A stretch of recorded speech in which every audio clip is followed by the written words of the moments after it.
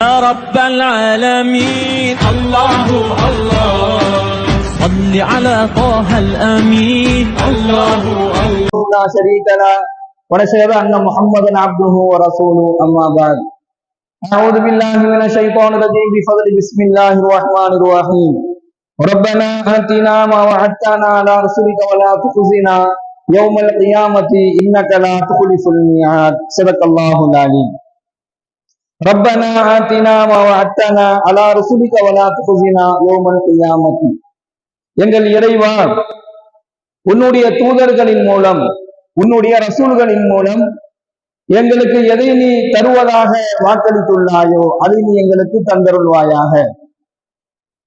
மறுமை நாளில் எங்களை இழிவுபடுத்தாதிருப்பாயாக. இன்னகலா துகுலிஃபுல் மிஆத், நிச்சயமாக நீ வாக்குறுதிக்கு மாறு செய்ய மாட்டாய். கண்ணியத்திற்குரிய அல்லாஹ்வின் நல்லடியார்களே, சகோதரர்களே, எல்லாவல்ல இறைவன் தன்னுடைய திருமறையின் மூலமாக நமக்கு சொல்லி காண்பிக்கின்றான். நீங்கள் ஈமான் கொண்டிருக்கின்றீர்கள் என்ற காரணத்திற்காக வேண்டி நாங்கள் சோதிக்கப்பட மாட்டோம் என்பதாக நீங்கள் எண்ணிக்கொண்டிருக்கின்றீர்களா அப்படின்னு நல்லா கேட்டார்.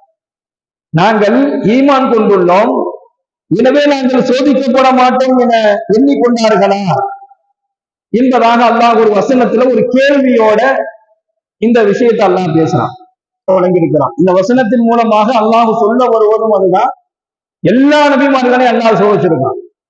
நாம் நபிமார்களுடைய வரலாறுகளை எடுத்து பார்த்தோம் அப்படின்னு சொன்னா, ஹஜ்ரத்னா மூசா நபி அலைஹிஸ்ஸலாத்து வஸ்ஸலாம் அன்னவர்கள், ஹஜ்ரத்னா ஈசா நபி அலைஹிஸ்ஸலாத்து வஸ்ஸலாம் அன்னவர்கள், இவங்க ரெண்டு பேருமே கடுமையாக சோதிக்கப்பட்ட நபிமார்கள். இவர்களை விட இன்னும் அதிகமாக சோதிக்கப்பட்டவர்கள் நபிகள் நாயகம் ஸல்லல்லாஹு அலைஹி வஸல்லம். ஸல்லல்லாஹு அலைஹி வஸல்லம் சொல்றாங்க, எனக்கு வந்த சோதனையை போன்று எந்த நபிமார்களுக்கும் என்ன செய்யல, சோதனைகள் வந்ததில்லை என்பதாக சொல்லுவாங்க. அவ்வளவு தூரம் ஸல்லல்லாஹு அலைஹி வஸல்லம் அன்னவர்களுக்கு நெருக்கடிகள் இருந்தது, சோதனைகள் இருந்தது, சிரமங்கள் இருந்தது, கஷ்டங்கள் இருந்தது.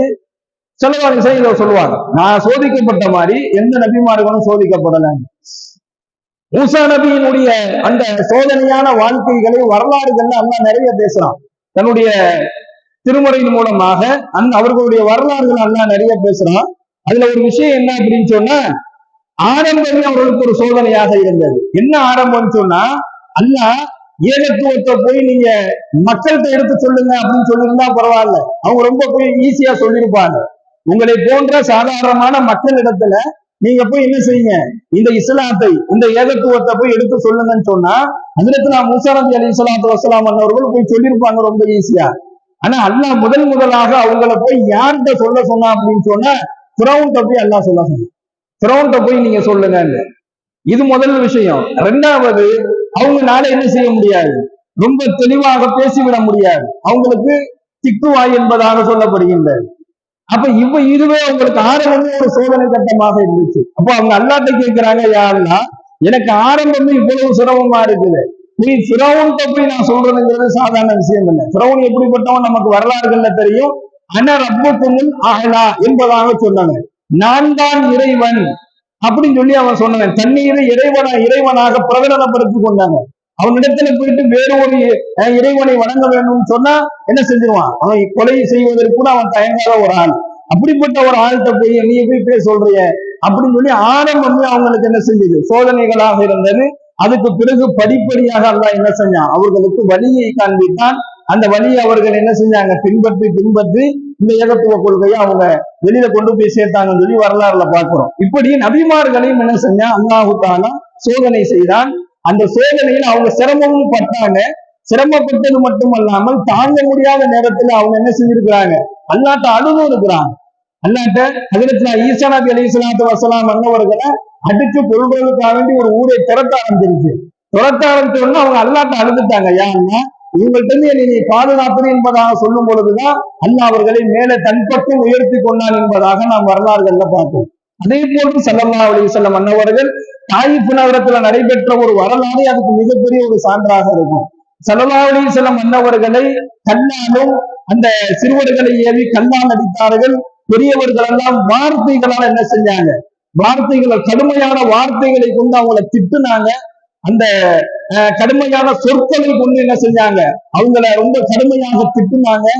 அடித்த அடியில் வந்த ரத்தத்தை பார்த்து அல்லாவே என்ன செஞ்சிட்டான், இரக்கம் கொண்டு அல்லாஹுவே கோபம் கொண்டு அந்த மக்களை அழிப்பதற்குண்டான வேலையை அல்லாஹ் பார்க்க ஆரம்பிச்சான்.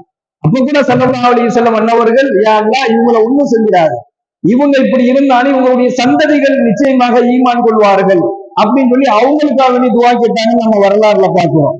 அப்ப அல்லாஹ் சொல்றான், ஹசிபன்னாஸ யத்ருக்கு அப்படின்னு ஒரு வசனத்துல அல்லாஹ் சொல்லும் பொழுது, நாங்கள் ஈமான் கொண்டிருக்கிறோம், எனவே என்ன செய்ய மாட்டோம், நாங்கள் சோதிக்கப்பட மாட்டோம் என நீங்கள் எண்ணிக்கொண்டார்களா அப்படின்னு நல்லா கேட்கிறோம். அப்போ ஈமான் கொண்டவர்களுக்கும் சோதனைகள் என்பது கடுமையாவே வரும், பலமாவே வரும், நிறைய வரும்.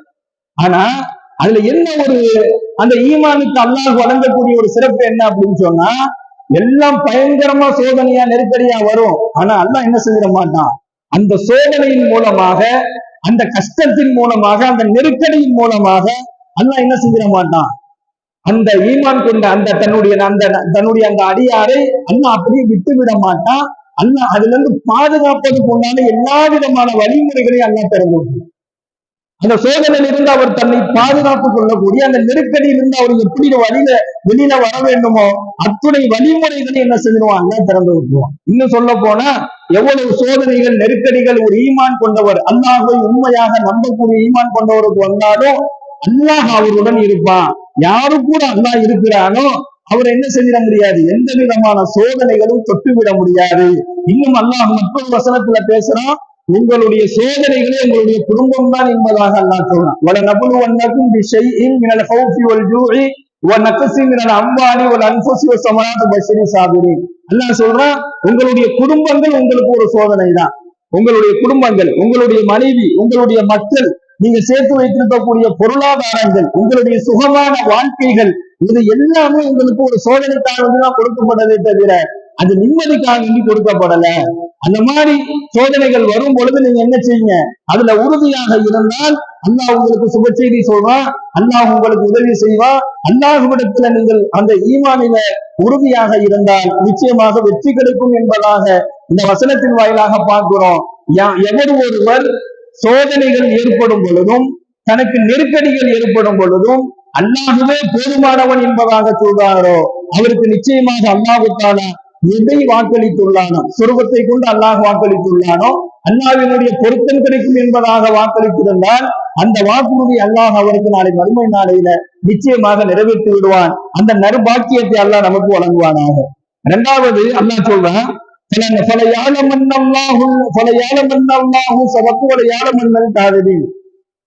உண்மை உரைப்பவர்களையும் அல்லாஹ் அறிவான், பொய்யர்களையும் அல்லாஹ் அறிவான்.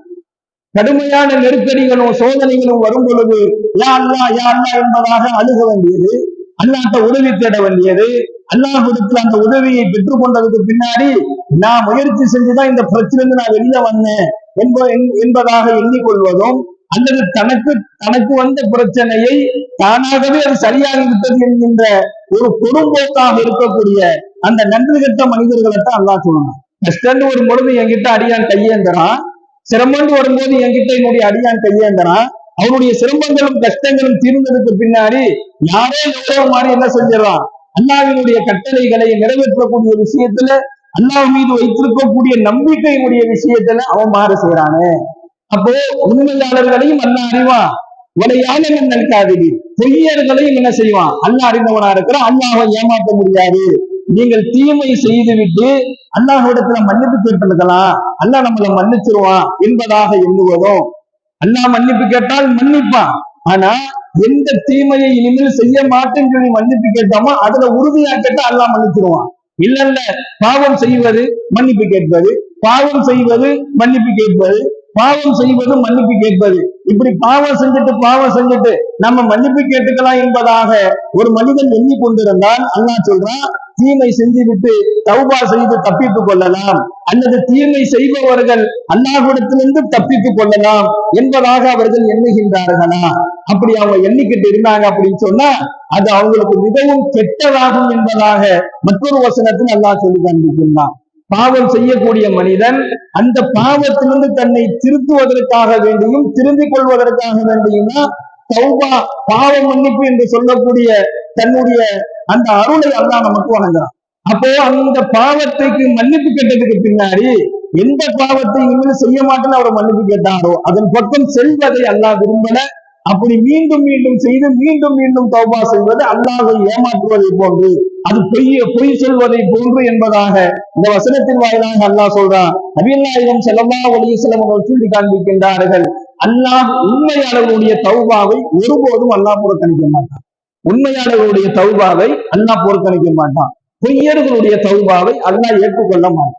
அப்போ உண்மையாளர்களாக நாம் ஆகி நாம் செய்யக்கூடிய தௌபாக்களை அல்லாஹ் ஏற்றுக்கொண்டு நாளை மறுமை நாளையில வலா துஹ்தினா யௌமல் கியாமா, அந்த இழிவுபடுத்தாமல் அல்லாஹ் நம்மை மேன்மையாக ஆக்கக்கூடிய அந்த கூட்டத்தாரோடு அல்லாஹ் சேர்த்து வைப்பானாக. எல்லாம் வல்ல இறைவன் எந்த நற்செய்தியை, எந்த நற்பாக்கியத்தை தன்னுடைய தூதர்களின் மூலமாக நமக்கு வாக்களித்துள்ளானோ அந்த நற்பாக்கியத்தை அடையக்கூடிய நல்ல நசீபையும், மறுமை நாளில் அல்லாஹ் இழிவுபடுத்தக்கூடிய அந்த கூட்டத்தார்களை விட்டோம் எல்லாம் வல்ல இறைவன் நம்மையும் நம் குடும்பத்தார்களையும் நம் சந்ததிகளையும் பாதுகாப்பானாக. வாஹிதாவானா அல்ஹம்துலில்லாஹி ரப்பில் ஆலமீன். அஸ்ஸலாமு அலைக்கும் வரஹ்மத்துல்லாஹி வபரகாத்துஹு. சுப்ஹானல்லாஹி வபிஹம்திஹி சுப்ஹானக அல்லாஹும்ம வபிஹம்திக வனஷ்ஹது அல்லா இலாஹா இல்லா அன்த வனஸ்தக்ஃபிருக வனதூபு இலைக். சுப்ஹான ரப்பிக ரப்பில் இஸ்ஸத்தி அம்மா யசிஃபூன் வஸலாமுன் அலல் முர்ஸலீன் வல்ஹம்துலில்லாஹி